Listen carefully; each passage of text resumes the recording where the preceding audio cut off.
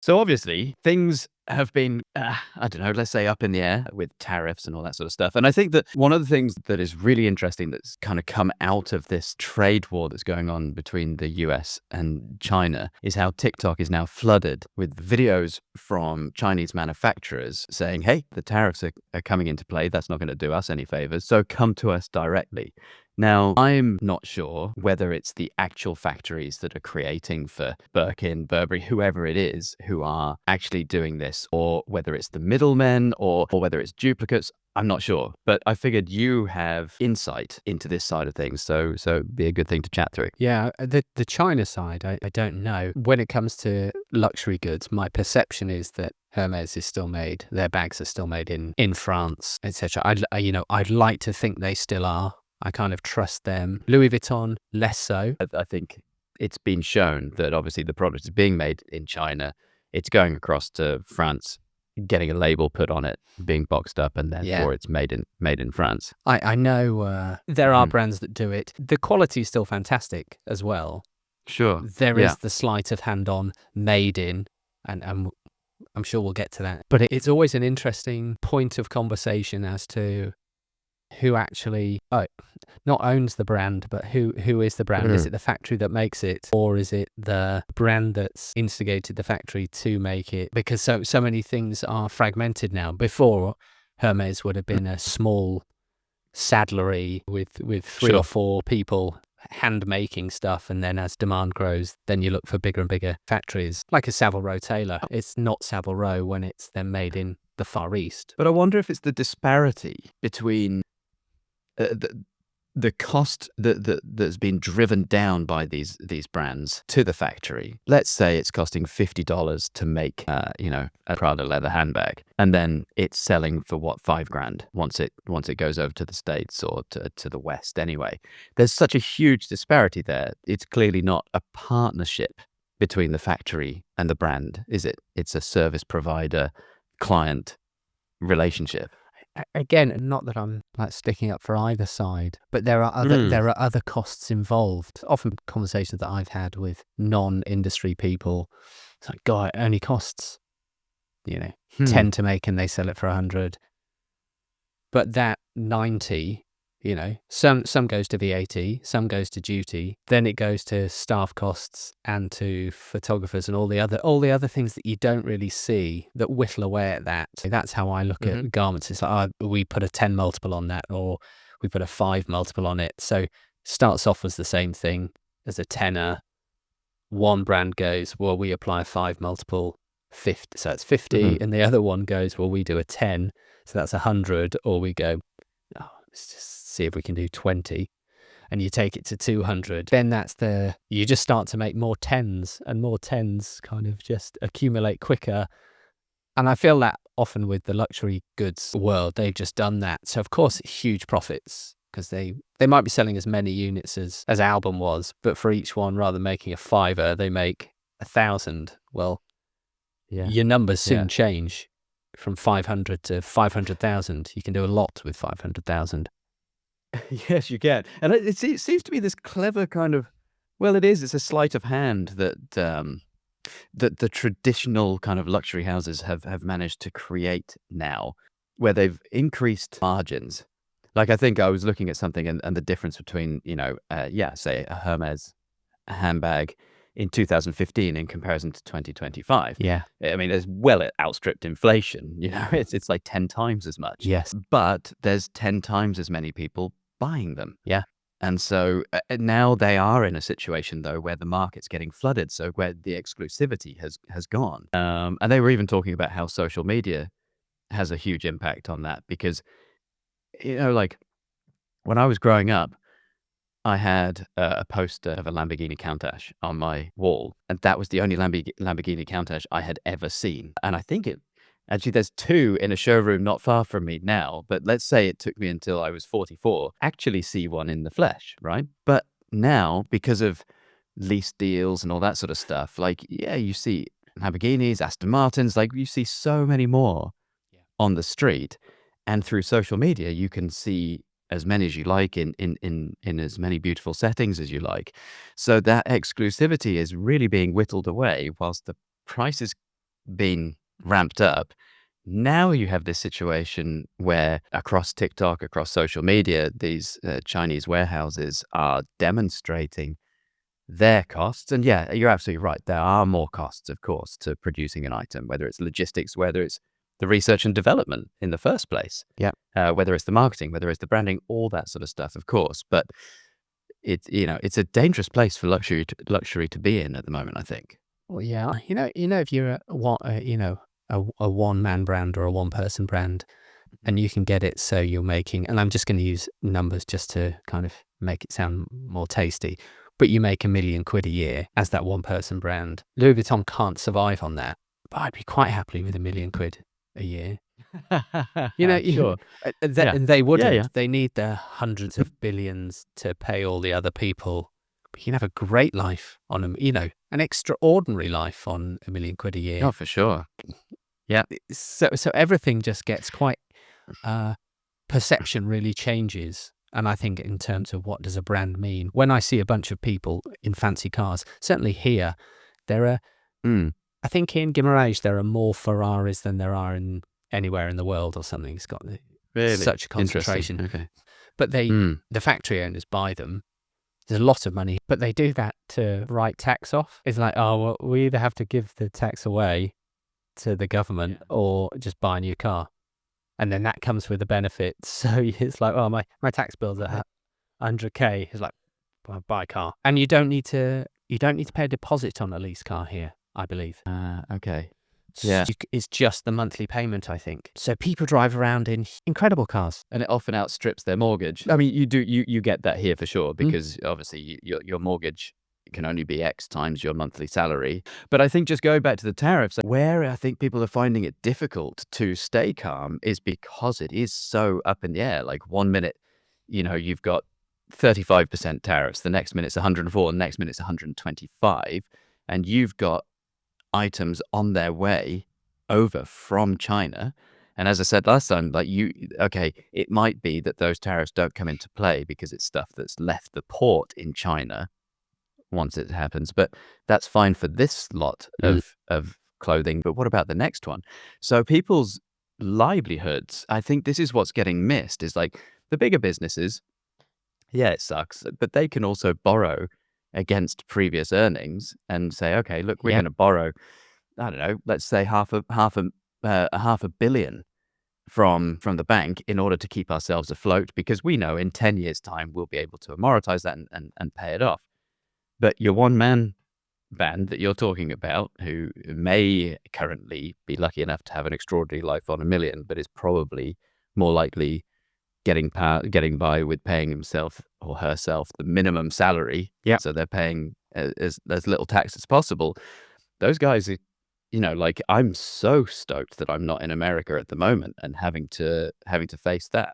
Everyone is like so hyped up that something happens, and then it's this explosive reaction to something that's happened. Yeah. Rather than just going, okay, let's just, where are we at right now? Can we mitigate anything that we've got going on? And let's just wait. Let's just wait.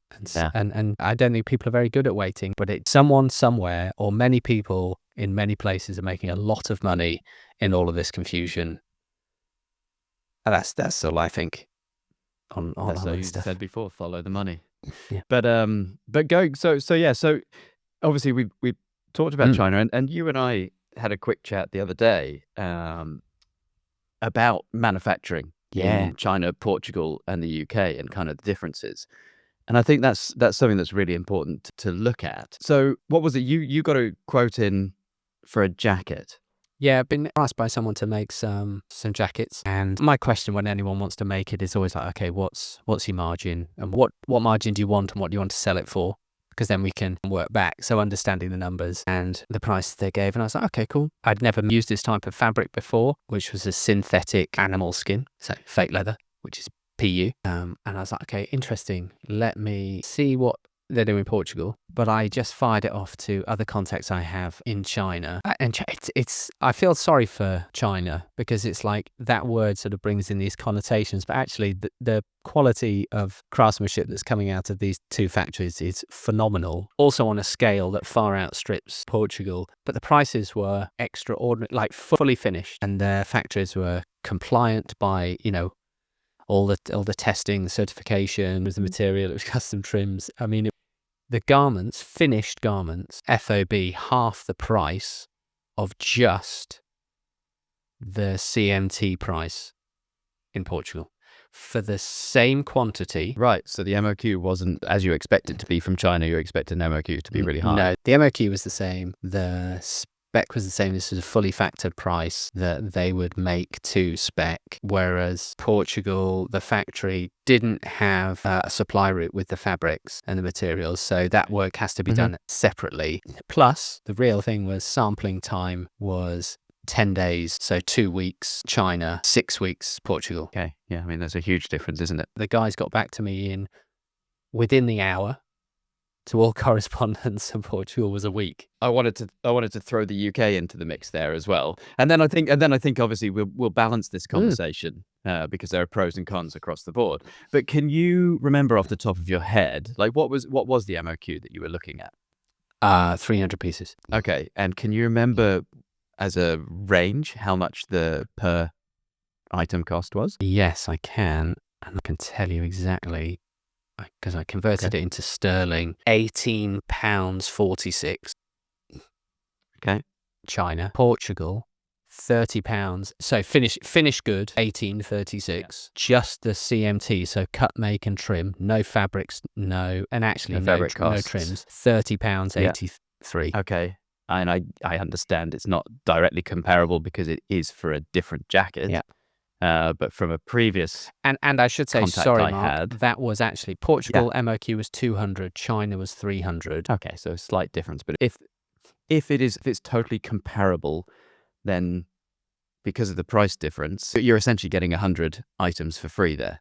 Yeah, or more. Yeah, or more. Yeah, but then so I have a quote for a previous jacket design that I did, and so again.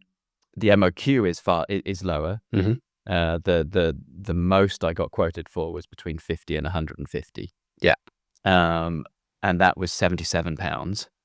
Yeah. And again, that is X works, X fabrics, fittings, trimmings, everything. So that was CMT cost. Yeah. CMT cost of 77. So you had a CMT cost in Portugal of 30. 30. So 31, and then finished in China 19. Yeah. Yeah. And it's tough to look at those. And obviously it depends on what kind of area of business you're in, whether it is stack 'em high, sell 'em cheap, or whether you're trying to do something more exclusive. But on a cost basis, there's such a massive difference between them. But it's not just the cost, is it? Because obviously when it's CMT, the responsibility for finding the fabrics, sourcing the fabrics, getting the fabrics to the factory, and the same with the trimmings and everything, and the logistics, all that sort of stuff, that comes down to you to project manage. And this is the thing we were talking about before, where you don't have sight of what's happening in the factory. So you can project manage everything, but then it goes over to the factory, and then who knows what happens over there. But of course, at the same time, you don't have the same level of oversight that you do if you're producing locally. So it's definitely pros and cons. Yeah, I think there's so much more in it than just the price. You have to take into consideration all the other parts, how it's being sold, who it's being sold to, the story behind it. Yeah, the perception. Like if you're selling a made in England jacket, it does need to be made in England. Like for me, and for some brands, it might not need to be, but really it does. And then you go to the money side of it. You're like, wow, the difference of so call the one in China, it's 19, so call it 15 quid, and it might be more, 15 quid CM to 30 to 75. Like what you can do, and it probably won't be 15 quid because you've got to get it over here and pay duties and taxes. So sure, okay, call it 25 to 31. You're like 6 quid in it. You've got to sell a lot to be able to do something with 6 quid. 25 to 75, let's call it, you need to sell a lot less to do a lot more. It comes back to that money thing, and then you're like, cool, we can cover our overheads better. We can, there's essentially 100 free jackets in there that we can sell at half price. Yeah. It becomes this numbers game, which you understand when you run the numbers. I never understood that to begin with, like back in the day. Okay. Because I was all about make it as well as you can. That kind of amazing value for money, make these brilliant things that people come back to. But when it doesn't wear out, people don't come back to it. But you need to balance. There's a cadence of selling, the speed that you sell at, and the frequency that they buy, and you're getting these things made, and you need to turn it through, and cash flow, and then you like add it up, on your Excel spreadsheet, and you're like, oh wow, it's a no-brainer, because that £50 you save times 100 becomes $5,000 as opposed to 500, and you're like, oh, we can do a lot with $4,500. That difference, they add up fast, and I think that's where you get these vast profits and things, because they're kind of playing the game in order to survive, and then you add in the layer of scruples, and I think that's the bit. Yeah, but there's probably the moralistic side of it which overrides and is for me, it's the real conversation. Because I think it's easy in making things. You don't pay people. It's really easy to make a lot of money. You sell a lot of things. You just don't bother paying people. But that's a really shit thing to do. If something's cheap, someone's paid for it. And it can come down to whether this is nothing I haven't said before, but whether it comes down to the farmer who is having to, use pesticides that cancer forming, or whether it's the seamstress who is having to sleep on a cardboard box to make all these things that you're absolutely right, there is the moral side of it and the ethical side of it, and there's where the benefit of having eyes on can come, for sure, because I can go to any of these factories in England and I can see exactly what's happening, and then I can put my name to it comfortably. Whereas like H&M and all those guys, when there was the collapse and the fire in Bangladesh, and they're just like, oh well, we had no idea that factory was being used, as if because they have middlemen or whatever. But I think all of those things is people are very disconnected from stuff. Most people really don't have a clue what's going on, and there's so much we don't know about other parts of the world. And I have a story. I went to this sportswear factory. I think last week I said, oh, tomorrow I'm going to the sportswear factory. That's right. Went there. Super nice. Really lovely people. And in Portugal, I think this is worth noting, it's quite fragmented. It's like lots of little villages. So like the English textile world is fragmented. So you've got to go and find the pattern cutter, find this, that, and the other. In Portugal, it's a similar way. So you have a company, a central company that will have a small factory, but they don't want the overheads, because quite honestly, who wants the overheads? But they have a network. It's like this kind of whole village kind of pulls together, and it's like, okay, we've got this need for certain style, certain quantity. So the company I went to see, they would make all the samples in-house. They would make all the patterns in-house. They would make sure, they would order all the fabrics for you that you'd nominated, etc. Then for bulk production, it would go out to one of their nodes, in a way, like their networked factories. So it will be subcontracted, but they cut everything in-house. They supply everything in-house, and then they have a team that drives around all these subcontractors, checking problems, etc., etc. And they'll have lower overheads because that subcontractor won't have a pattern maker. They'll literally just be sewing machines. The pieces come in and they're made. And this is what happened in Nottingham back in the day, when Nottingham was a bit of a powerhouse in textile manufacturing. People would have machines at home and they'd do piecework. And you'd get the factories would drop things off at people's houses. So the person on the machines had a piece rate. So there's actually nothing new in that. And they had this new building. Amazing. The kids were there, which was really nice, because it was like Easter holiday and the 3 kids were there, which I kind of like, I just like that. It's a nice environment to be in for me. Wholesome. Sun was shining.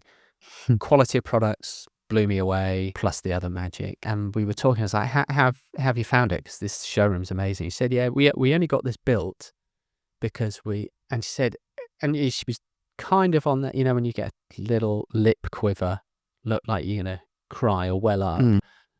Because she said, we work with a brand in the UK, we're doing great work with a designer. And before she said, we were in an old building, machinists were the same, the whole setup was the same. This designer went to another company and they'd been making for her for years, really successfully. It was a French company, kind of a bigger brand, and they were halfway through production. And this is when they're making in the old building.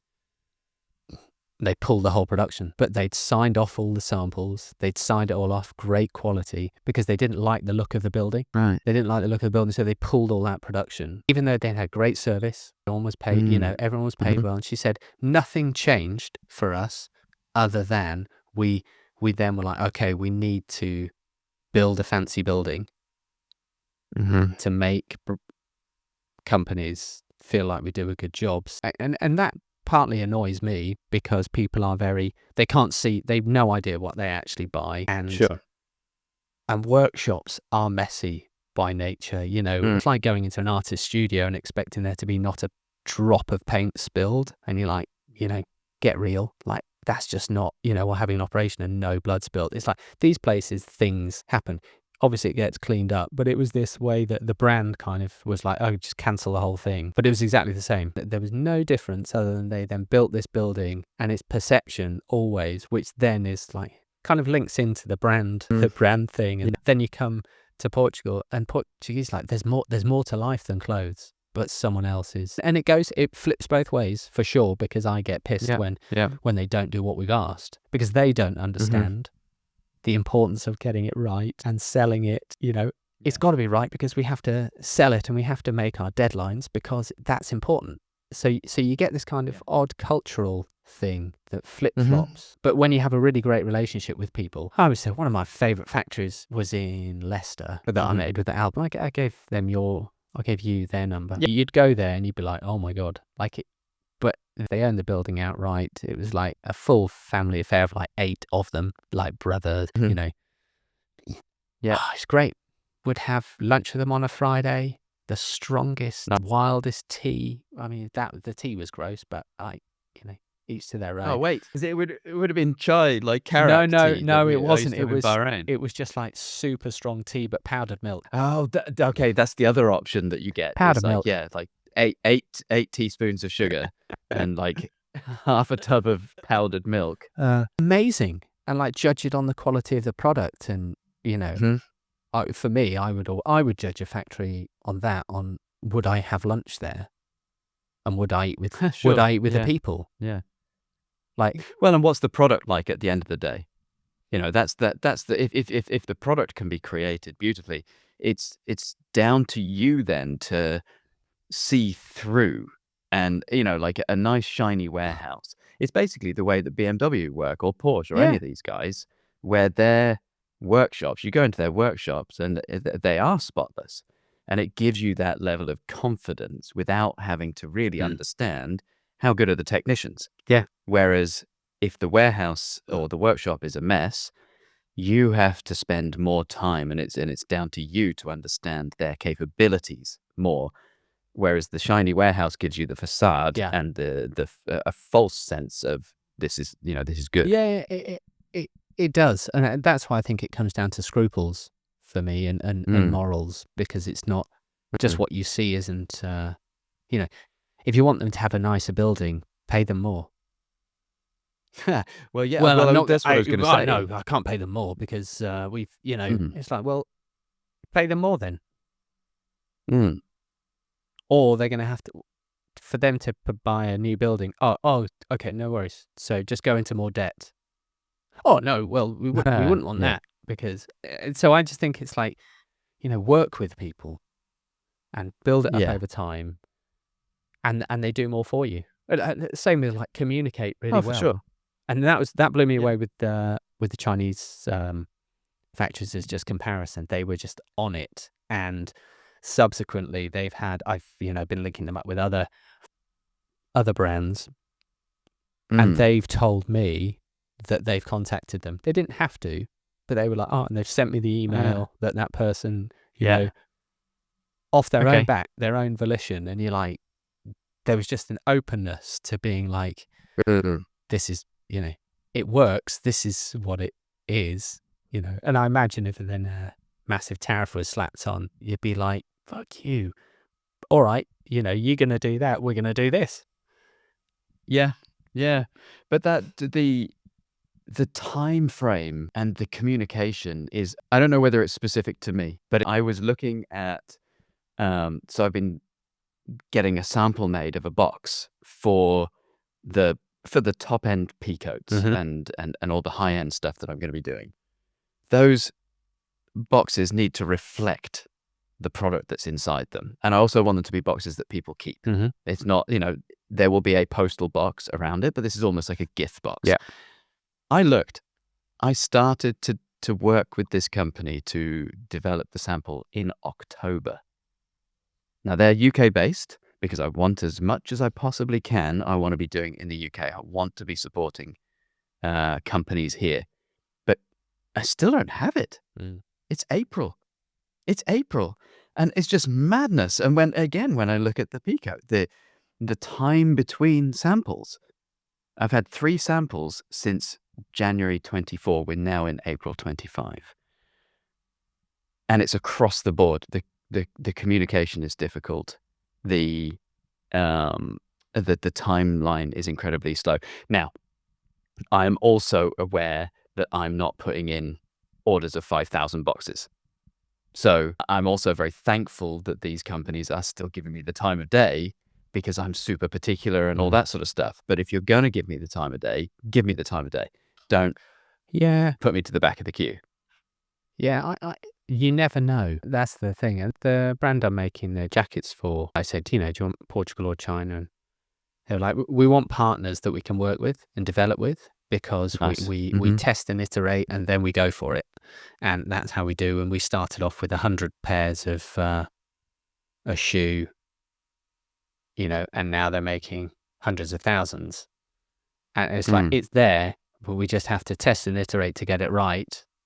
But to start with, the factory, they treated us as though it could get there. And I think if you treat people as though it can get there, then it does. Yeah. Or it does fall off. And I think if you don't want to make with someone, then say, not for us, rather than the long thing. What did spring to mind when you're talking about the boxes? Expensive things made in England take a lot of time, and time is money. That's why they're like that. Yes. Yeah.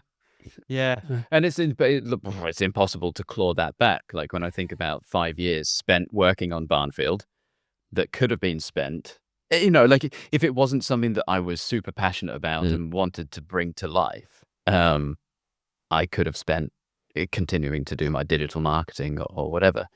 And there's certain things but it's not like I could ever say, well, look, I haven't earned any money out of this company. I've only spent on it for 5 years, so therefore these are the costs. It can't be that personal kind of clawing back of investment. But I think you're absolutely right in terms of you basically you want to find people who do work with you in terms of, I can see what this could be. Because if you don't, it's only because I'm really tenacious and I'm continuing to push at doing stuff in the UK. I could have just gone, sod it. For sure. Boxes I can definitely get made in China. Yeah. And I can probably get them made for about $2 or $3 per box. But I want to make it happen here. And that's the only thing that keeps me going back. Yeah. And a few other kind of anecdotes. I know another guy that's making shoes in the Far East, and he had a bit of a shit time because they were doing something with money. It wasn't all, scrupulous or, Sure. And he lost a lot and found out, and was rightfully livid with them. But then also, say, over here, and this comes back to the little mini documentary I was watching on Portugal, and to do with the wages, the amount that you can earn. It almost doesn't matter what you do. Chatting someone, and she has her nails done, and the nail technician was a nurse, earning €11 an hour. And she was like, well, the stress, the hassle, and the conditions. I'm a nail technician. I work, it's €9 an hour. I'm kind of busy. I go home. It gets taxed the same, and I kind of end up like Sure. my life is better for it. And there's so many places are paid minimum wage, and again, like coffee shops you go into, artisan coffee, and it'll be like €4.50. Well, that's minimum wage, and they're paid minimum wage. So that's a weird thing. You're having this direct service of tourists coming in, probably half drinking the coffee, which is someone's just had to work for an hour to actually take home less than that because it's going to get taxed. It's just like, well, there's no point. There's no incentive to get back. And I feel like in China, there's just a dynamism that's like, respond to people because we'll win the order. Productivity will go up. But you get that here. It's like, why bother? Why go above and beyond just turning up if it's not going to be respected? And you don't have to pay people anymore, but you can just respect them and offer them different things. Yeah. Different at different levels, isn't it? Because when I think about the factory that I am working with here, there is, from the top down, there is clearly a passion for what they're doing and a drive to do good work and have that pride in it. Yeah. I have no idea what they're paying.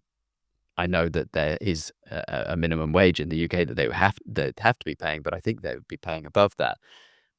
But it's also just that pride in the work that then can provide that drive. Yeah, and we're talking about the same factory. Sure. Yeah. It's not flash. They're super nice people. Much better tea there. I wonder. I just thought. Don't know if I've ever been given a cup of tea. Oh, I'll have to ask. I'll have to ask next time and compare the tea. I don't know whether you'd have been to. Not been to the new one, no. The new factory, yeah. It's a nice space. It's still like you wouldn't. It's really unexpected because it's almost as if it's in a it is in a residential area, but it's just a much larger building but you wouldn't notice it, unless you knew it was there. Really interesting place. But so obviously there's that whole thing of like Portugal kind of is often pitched as kind of the best of both worlds in that you can get high quality work done at a decent price. And obviously you've been over there for the number of years that you have been, and we're talking about China and production because you've recently got these quotes in. But in your gut, looking at those things, well, since you're working as a consultant, are you making recommendations either way? Yes, and it's their choice. I just present the options and go, look, I don't have any experience of working with them, so it would be new for both of us. Okay. Whereas these ones, it's like, okay, know them, they're great, because they've got I think each brand is different. They have a different margin and a different customer and a different structure and different stories, and you're kind of ticking those boxes. Like I was saying, if you wanted a made in England pea coat to sell for a higher ticket price, which comes with making in England smaller numbers, don't make vast quantities of them in Bangladesh and then bring them over and call it made in England. That's the scruples thing. I think it depends what game you want to play. And by game, I don't mean sinister and Machiavellian, just like, this is how we do it. But I think that talking about that, like making, however many high-end pea coats in Bangladesh and then shipping them over here and selling them as made in England. If you are involved in the industry, you've known for years that that's what is happening with so many of these brands. Because I think it's a percentage, like what is it? Like as long as 10% of an item, or if it's constructed in the country or whatever, then it can be made in England. Yeah. And I think that the wool is, again, I was going to say the wool is being removed from people's eyes, but again, how many people are actually going to see it? I'm seeing it on TikTok because I'm involved in the industry. And so I'm getting absolutely bombarded with it. Yeah. But it's going to be very interesting to see what the impact is and whether that actually benefits me. Because I'm saying, look, I can show you every step of the way where and how my jackets are made. Yeah. And I will be totally open with you and totally transparent with you. And I think it'll be something like the pea coat. It's like 90% of that is made in England. Yeah. And that's cool. I don't have really a problem. The only issue I have is when people aren't treated well. Yeah. Absolutely. And for me, that covers a number of things. Where a garment's made, I don't really mind as long as it's honest and transparent about where it's made. You don't have to ram it down someone's throat. And I don't think like brands like Visvim that make in China, phenomenal. Just like blow you away, the things that they can do and the combination of craft and technology. And you're like, wow, this is amazing. Couldn't do that in England. Just couldn't. No, that's it. And there was a lady I was watching her speaking on TikTok, and she had these high heels, and you could swap out the heel on them, and it was just locked into place. It was obviously very well made, and she was just like, it doesn't matter what tariff you put on this item that I'm getting made in China. It would take a decade to make the factory, to get the equipment, and to develop the skill set to be able to make this in America. You just can't do it. So there are certain situations where it's that whole thing that Richard Hammond talks about with cars and fuel. If you're in the Middle East, use petrol. If you're in Scandinavia or whatever, where you've got lots of hydrothermic power and you can create electricity, use electric cars. It's the right solution for the right problem. Yeah, and I think it never concerned me when, there's that craze for rapid prototyping and it's going to change, the world, or we're going to grow shoes. And I was like, well, you can't grow a made in England, handmade, bench made pair of shoes. You just can't. And you can't print it either. No. And if you could print it, it wouldn't be the handmade leather shoe. It would be a printed version of it. And again, I think that's just like, it kind of swings back into the AI talk, etc. And you're just like, that's why I like to segue back into, say, Hermes. In my understanding, a lot of that still is made in France in these small ateliers, which are amazing. And that's kind of what you pay for. You can get the same quality for cheaper in China, but it's not made in France then. And that's where the exclusivity comes in, because I think ultimately people want, at that level, they operate in different worlds, don't they? Authenticity and exclusivity, and also it's the human connection is what it comes down to, isn't it? It's a human has made that and has touched it. The difference, and I'm not saying the difference between England, Portugal, and China. I'm saying the difference between this, kind of like a printed shoe or a handmade shoe. It's the human connection, and that's the same with AI as well. Yeah. Where, but again, and then it comes back to problem solution, right solution for the right problem. Yeah, I think. But you've been sorry. Go on. Now go on. I was just going to say, because you've been doing a bit more experimenting with AI, because you sent over a video to me. Ian, tell me more about that. That was Ian's. Actually, it wasn't a piece one, but that was from his prompt. Kind of, I'm in the headspace of AI is it can visualize my imagination. Then when it comes to it, when it's making it real, I want to do the photo shoots with the people, because that's also added experience and documentation and conversations, etc. AI won't give that. So again, it's just the levels with which you're, I think, explaining and being open about it. It's made me ponder about models, because I don't want to pull wool over people's eyes. Yeah. Well, the comparison that I was thinking then was the difference between kind of AI and in real life model shoes. There's almost a parallel between a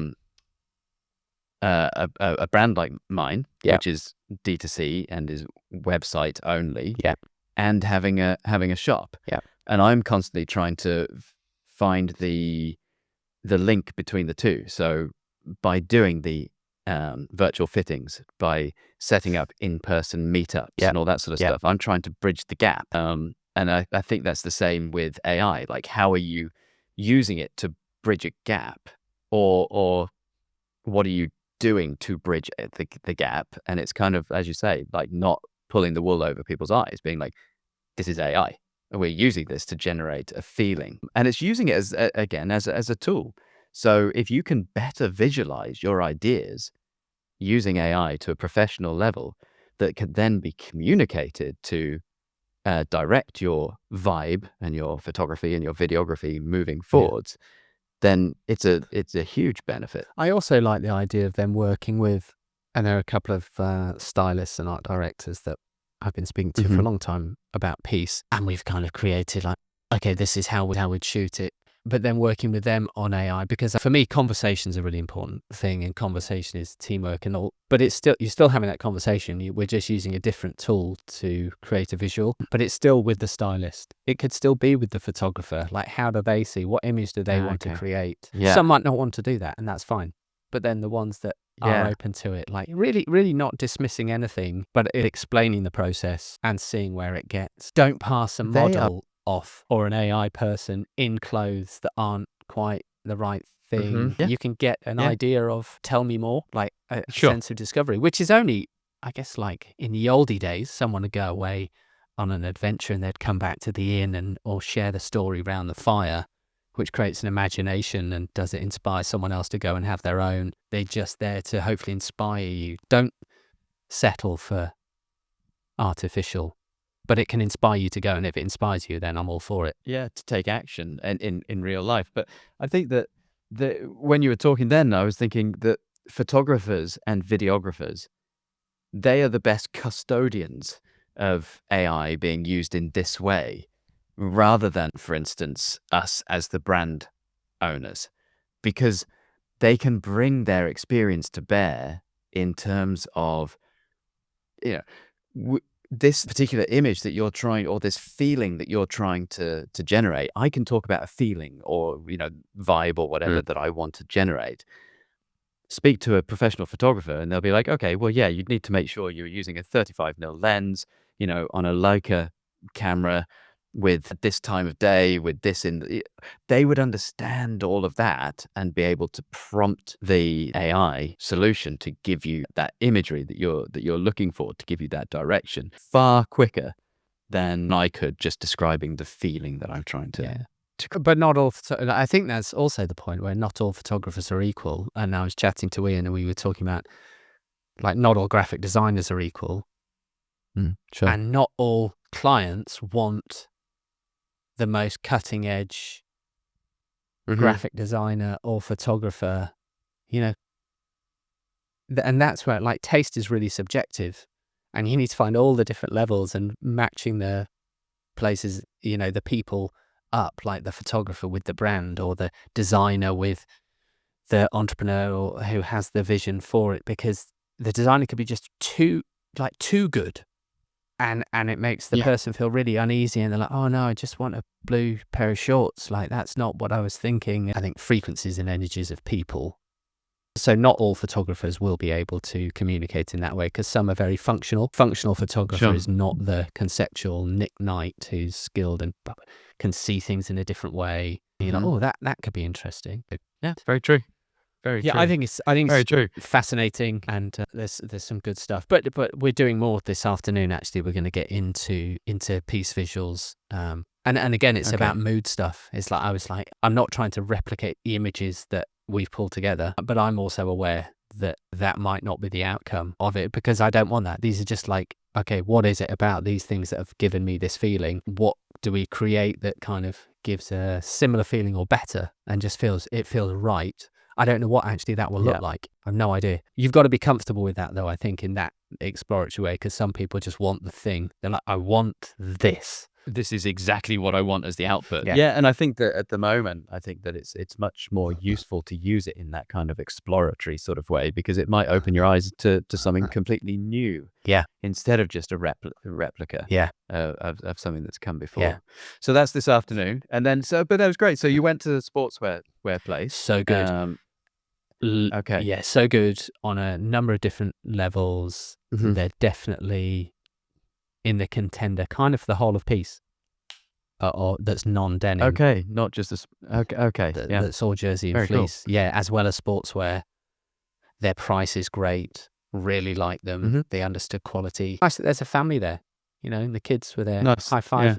From 7 up to 14. It's just nice. Yeah. You're just like, oh yeah, you could It's Yeah. relationships. And it's nice to be a part of that as well, right? And this is it. Like you can end up being very isolated as a brand founder. You can have interactions with service providers or whatever. Yeah. And when it can go beyond that service provider to an actual human connection, Yeah. then, and if you can see the opportunity for that, then I get really drawn to that. Yeah. I've always wanted what I'm doing to connect me with people doing interesting things and just people that I get along with. Yeah.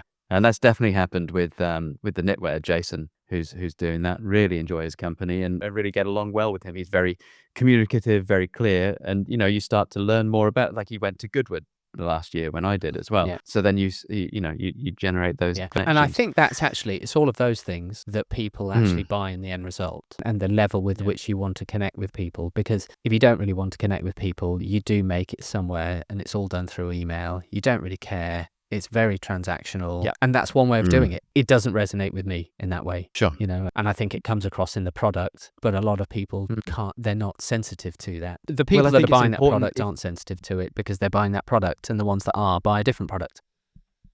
Yeah, but I think it's important, and it's like the stuff that you were doing with the blog, with Album all those years ago, was creating, people aren't going to see that stuff unless you put it out there. Yeah. And it's another level of work that you need to put onto your job as being a clothing brand founder these days.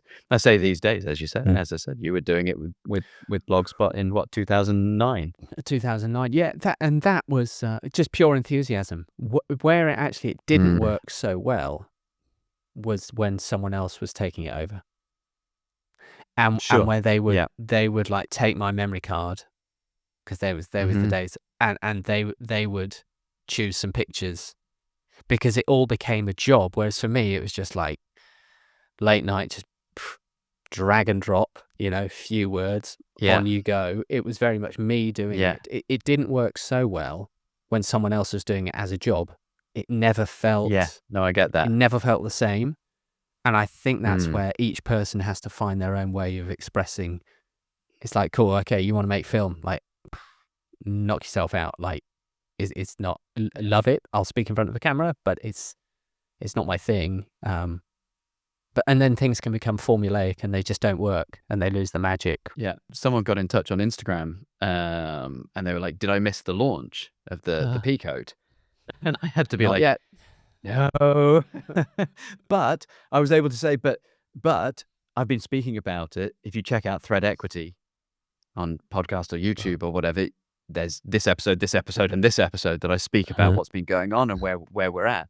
So, and there was a real benefit to being able to do that. Yeah. There is a bit of a separation between Thread Equity and Barnfield, which I almost want to reduce that separation a bit so that